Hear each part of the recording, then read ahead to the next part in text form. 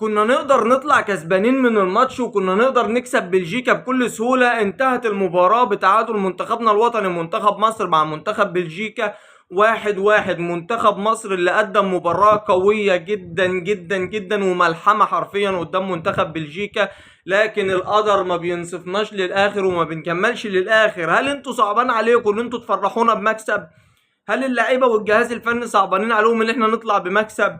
يا كابتن حسام، يا كابتن حسام، هم من اول الماتش ما عرفوش ياكلوا عيش على محمد هاني، ولقوا الجبهه اليمين لمنتخب مصر قويه جدا جدا، نقل على الجبهه الشمال، ودي باينه جدا من الدقيقه 20 يعتبر، من ساعه ما جبنا الجون.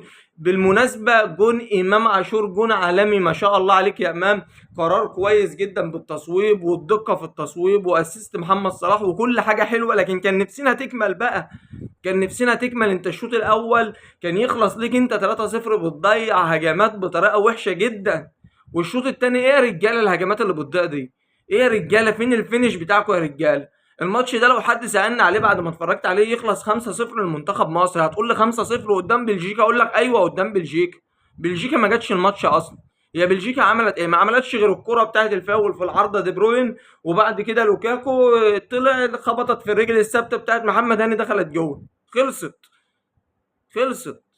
خلصوها تعادل، ما عرفوش يجيبوا بعدها حتى التاني، ما وصلوش. فين بقى لعبك؟ خلص الماتش، اقتل الماتش. انت جبت جون، بدأت بداية رائعة، خلاص بقى قررت ان انت تديهم الكرة وتلعب على الهجمات المرتدة، يبقى لازم هجمة مرتدة من هجماتك تخلصها تفنشها جون، لازم. ما انت هتفضل معتمد على الجون اللي انت جبته 1-0، ما انتش نافع اكيد. ما ممكن يجوا في الدقيقة 90 يجيبوا جون، في الدقيقة حاجة و90 يجيبوا التاني، يخلصوا الماتش، يخلصوا مجهودك طول الماتش. يا كابتن حسام، يا كابتن حسام، هما بيلعبوا على احمد فتوح، واحمد فتوح ما كانش قادر يجاريهم، وده بان في لقطه واثنين وثلاثه الشوط الثاني خصوصا. انا مش بطالب ان انت تطلع فتوح، لا، فتوح يلعب، لكن كنت تنزل لاعب يسد معاه. نزل لاعب يسد يا عم، نزل تريزيجيه قدامه، تريزيجيه بيدافع برضه حلو. وفين هيثم حسن؟ فين هيثم حسن؟ يبقى عندي لاعب بقيمه هيثم حسن وبمهارات مع هيثم حسن، وبلعب على الهجمات المرتده وما نزلوش. يعني انا بلعب على الهجمه المرتده، قررت ان انا بلعب على الهجمه المرتده، خلاص ما نزلش هيثم حسن اللي يقدر بلمسه واحده يوديني، بلمسه واحده يطلعني انفراد، بلمسه يقدر ياخد واحد في واحد ويروح. يا كابتن حسام الله يكرمك، لعبتوا ماتش كويس يا رجاله والله، وشرفتونا ورفعتوا راسنا النهارده برغم التعادل. ايوه على دماغنا، وعارفين ان انتوا تعبتوا في الماتش، عارفين ان انتوا عملتوا اللي عليكم في الماتش، بس مش كده يا رجاله. يا رجاله الهجمه اللي تيجي تفنشها يا رجاله، الهجمه اللي تيجي تخلصها عشان تريح نفسك قبل ما تريح جمهورك اللي قاعد مستني يفرح. الجمهور اللي قاعد مستني يفرح ده، ما هو انت من حق، يعني انت المفروض تفرحه باقل حاجه. انت خلاص، انت كنت رايح بجون واثنين وثلاثه، ليه بتضيع؟ هجمه امام عاشور الشوط الثاني ما تضيعش، عمر مرموش ومصطفى زيكو ومحمد في هجمات كتير، هجمات كتير قوي ضاعت بطريقه غريبه جدا جدا، مش عارف ليه ضاعت.